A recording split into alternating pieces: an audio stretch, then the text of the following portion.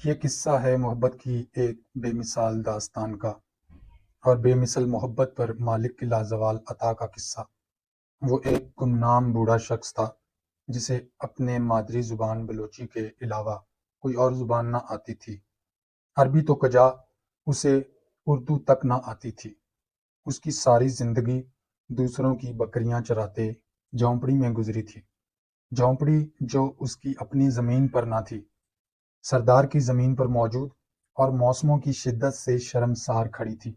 جھونپڑی بس ایسی تھی کہ آسمان سے ساری دھوپ، ساری گرمی، سردی اور بارشوں کا سارا پانی اس میں سے گزر کے بابا جی پر آ برستا تھا۔ بابا مگر اسی میں خوش تھے۔ شکوہ کیا ہوتا، شاید بابا یہ جانتا بھی نہیں تھا۔ جتنا میسر تھا اس سے زیادہ کی اسے پرواہ بھی نہ تھی۔ نہ اس بات کی پرواہ کہ اس کے پاس پکا چھوڑ موسموں سے بچانے والا کوئی کچا کوٹھا تک نہ تھا، نہ اس کا ملال کہ اس کے پاس زیست کرنے کو معمولی سا سامان بھی نہ تھا، نہ اس کی فکر کہ اس کا روزگار بس اجرت پر دوسروں کی بکریاں چرانا تھا۔ اس کے سوا کچھ نہ تھا۔ عجیب شخص تھا کہ وہ بکریاں چرانے کی انبیاء کی سنت پر ہی عمل پیرا نہ تھا۔ اس کے دل میں ایک اور سنت بھی چپکے چپکے پل رہی تھی اور پڑ رہی تھی۔ وہ آرزو تھی سونے کا گھر دیکھنے کی آرزو، زیارت بیت اللہ کی سعادت پا لینے کی انبیاء کی سنت، نبی صلی اللہ علیہ وآلہ وسلم کی بستی سے آنکھیں ٹھنڈی کر لینے کی سعادت کی آرزو۔ زاد راہ اس کے پاس کیا ہوتا کہ جس کے پاس زاد زندگی بھی نہ تھا، مگر تمنا تھی اور بڑی منہ زور تمنا تھی۔ وہ بکریاں چراتا رہا، اجرت پر چرائی بکریوں سے اپنے حصے کے بچے وصولتا رہا۔ چوں ہی کوئی ایک اور بچہ اس کے حصے میں آتا، اسے لگتا سونے کا گھر اس کے نصیب کے کچھ اور قریب آ لگا ہے۔ وہ ہر ایسے اجرت میں آئے بچے کے ساتھ سونے کا گھر دیکھنے کی اپنی خواہش میں پالتا رہا۔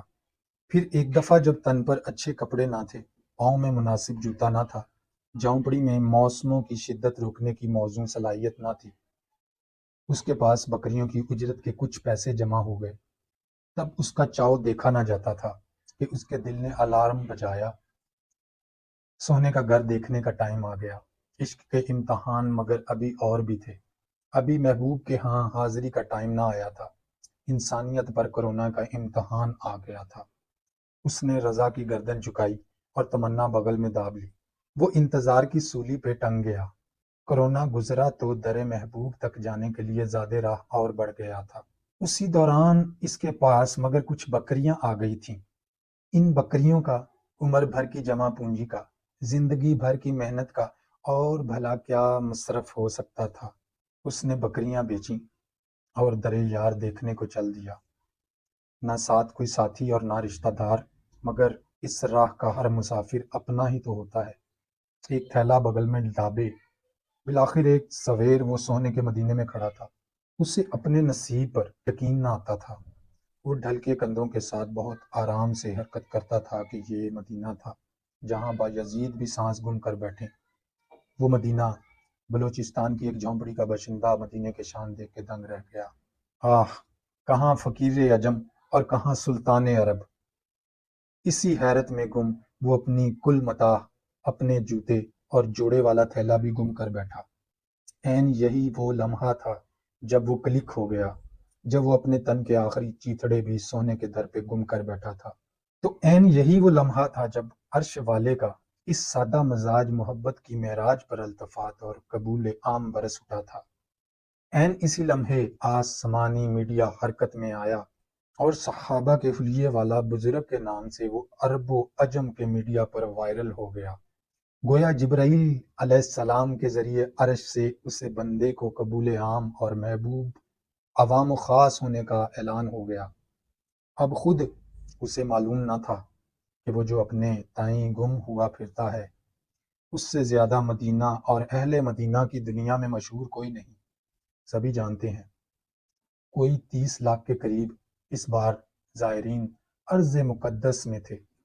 ان میں کروڑ پتی بھی ہوں گے اور ارب پتی بھی۔ وہاں 3 دفعہ کا وزیر اعظم بھی تھا اور جانے کون کون، رستم زماں، محدث زمان وہاں موجود تھا، جو بھی تھا گمنام ہی تھا، یہاں کا مشہور شخص اور زبان زد عام شخص مگر آج کے دن ایک ہی تھا، اور وہ تھا وہ بابا جو 15 سال سے لوگوں کی بکریوں کے ساتھ اپنی ایک تمنا پال کے یہاں آ کے گم ہو گیا تھا۔ وہ بکری پال تھا تو یقیناً اس کا مالک بھی تو بڑا لجپال تھا، اس نے اسے فرش سے اٹھایا اور عرب و عجم میں نامور کر دیا، تاجروں اور تاجوروں سے زیادہ تاجور کر دیا۔ اب عرب و عجم سے اس بابے کو پکارا جا رہا ہے، میڈیا اور عرب کے مخیر حضرات حج پر بلانے کو اس کے پیچھے پڑے ہیں۔ ہم تم کی خدا نے ڈیوٹی لگا دی کہ اس کی کہانیاں کہیں اور سنیں اور سنائیں، سارے پڑھے لکھے ایک ان پڑھ کی کہانی سنیں اور سنائیں۔ اللہ اللہ، یہ بڑے کرم کے ہیں فیصلے، یہ بڑے نصیب کی بات ہے۔ تو صاحبو، عرض کی تھی یہ قصہ ہے محبت کی ایک بے مثل داستان کا، اور بے مثل محبت پر مالک کی لازوال عطا کا قصہ۔